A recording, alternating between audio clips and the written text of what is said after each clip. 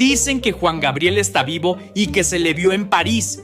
También dicen que el pan engorda. También se decía que el fin del mundo llegaba en el 2012. Pero estos solo son rumores.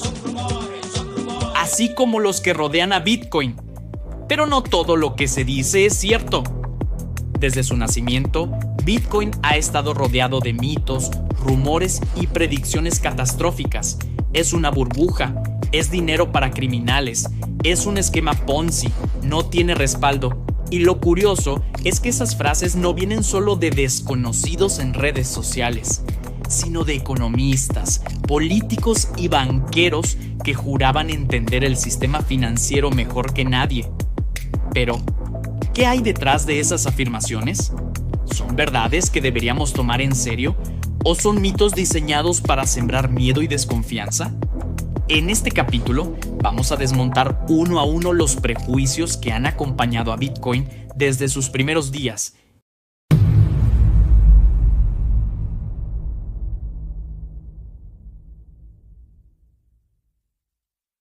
Uno de los primeros mitos que se repitió hasta el cansancio es que Bitcoin era dinero para criminales. Y claro, al inicio, muchos titulares se centraron en casos como la Silk Road, un mercado negro en Internet donde se usaba Bitcoin para comprar drogas, armas y productos ilegales.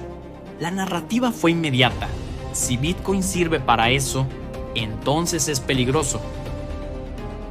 Decir que Bitcoin es malo porque fue usado por criminales es como decir que el dólar o el oro también lo son, porque se usan en secuestros o sobornos. La diferencia es que en Bitcoin cada transacción queda registrada en una red pública e inmutable, algo que no sucede con el efectivo. Se mencionó que podía ser dinero ilícito. ¿Pero qué se les olvidó mencionar? Que el dinero en efectivo sigue siendo por mucho el medio de pago más usado en actividades criminales, que bancos reconocidos han sido multados con miles de millones por lavar dinero para cárteles y regímenes corruptos. El problema no es la herramienta, sino cómo se usa.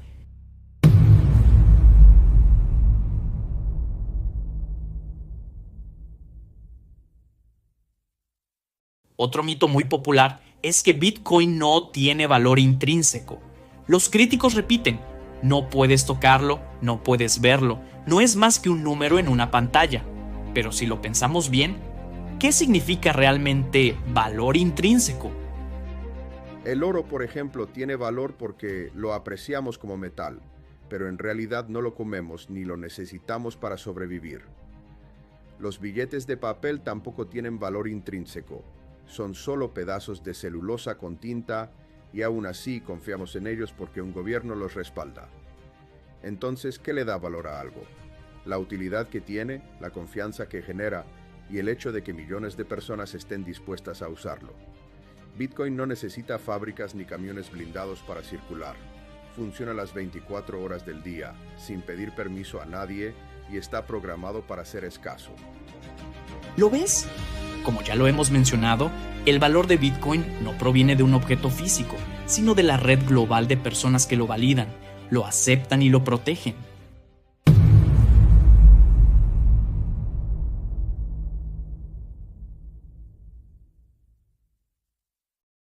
Quizá el mito más repetido de todos.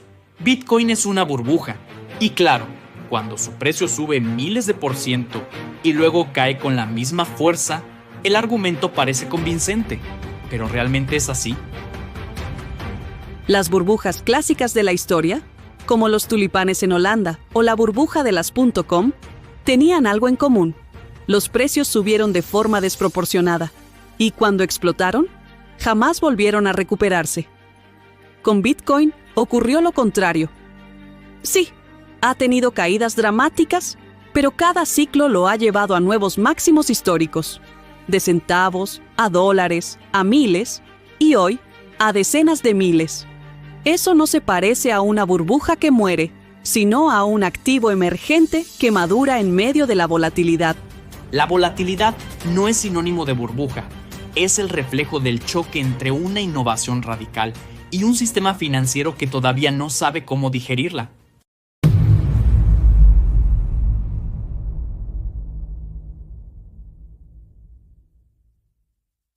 Uno de los ataques más comunes contra Bitcoin es el consumo de energía. Ya anteriormente tocamos muy superficialmente este tema. Te dejo aquí el enlace del video para que lo veas. Los titulares lo pintan como un monstruo eléctrico. Bitcoin gasta más que países enteros, pero la pregunta es, ¿ese consumo comparado con qué? El sistema financiero tradicional también consume cantidades enormes de energía.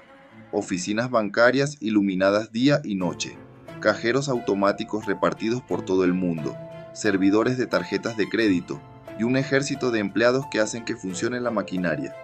A eso súmale la energía que se gasta en imprimir, transportar y custodiar billetes y monedas. Lo que diferencia a Bitcoin es que concentra todo ese gasto en un proceso transparente y abierto, la minería. Y cada vez más, esa minería se alimenta de fuentes renovables y de excedentes energéticos que antes se desperdiciaban. Decir que Bitcoin es insostenible sin medir lo que cuesta mantener el sistema actual es simplemente mirar con un ojo tapado. Entonces, ¿es realmente un desperdicio? ¿O es la primera vez en la historia que podemos auditar, de forma abierta y transparente, el verdadero costo de mantener en pie un sistema monetario? Porque mientras el dinero tradicional esconde su infraestructura detrás de bancos, oficinas, cajeros, transporte y ejércitos de burócratas, en Bitcoin todo ese gasto queda a la vista, concentrado en un proceso único, la minería. Pero ahora podemos ver y medir con claridad cuánto cuesta sostener el dinero que usamos, energéticamente hablando, y decidir si ese precio vale la pena por un sistema que no depende de políticos ni de banqueros.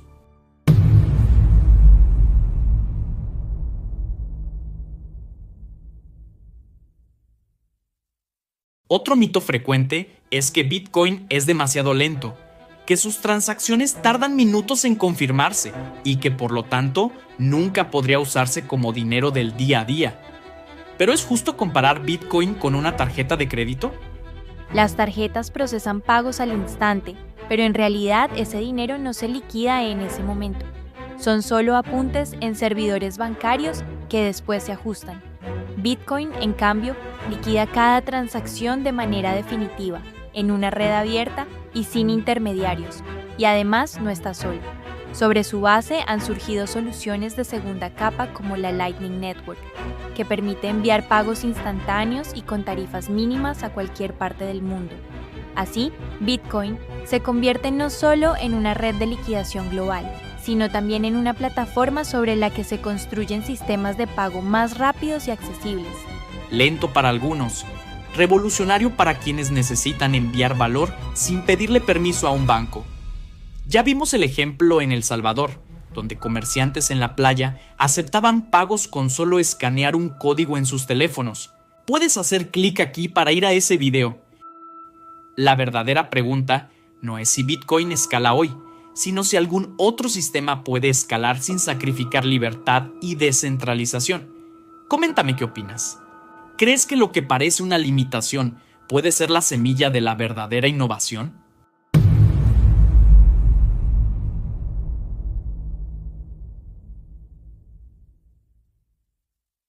Uno de los temores más repetidos es: los gobiernos no van a permitir Bitcoin, lo van a prohibir. Y sí, algunos países lo han intentado, pero ¿realmente se puede prohibir una red que vive en miles de computadoras distribuidas por todo el mundo? Prohibir Bitcoin es como intentar prohibir el Internet. Puedes bloquear páginas, perseguir usuarios, pero la red siempre encuentra un camino. No se detiene. China, por ejemplo, ha declarado ilegal a Bitcoin en varias ocasiones y, sin embargo, sigue siendo uno de los lugares con más actividad minera y con millones de usuarios que lo usan cada día. La razón es simple. Bitcoin no tiene una oficina que cerrar, ni un jefe al que arrestar. Es un protocolo abierto que sobrevive a gobiernos, leyes y fronteras. Esa es su verdadera fortaleza. No depende de un centro de poder, sino de una comunidad global que lo mantiene encendido día y noche. Al final, cada intento de prohibición solo confirma lo que los críticos temen, que Bitcoin representa una alternativa que no se puede controlar con decretos. Y cuando un sistema es tan resistente a la censura, tal vez la verdadera pregunta no sea si los gobiernos lo prohibirán, sino cuánto tardarán en terminar usándolo ellos mismos.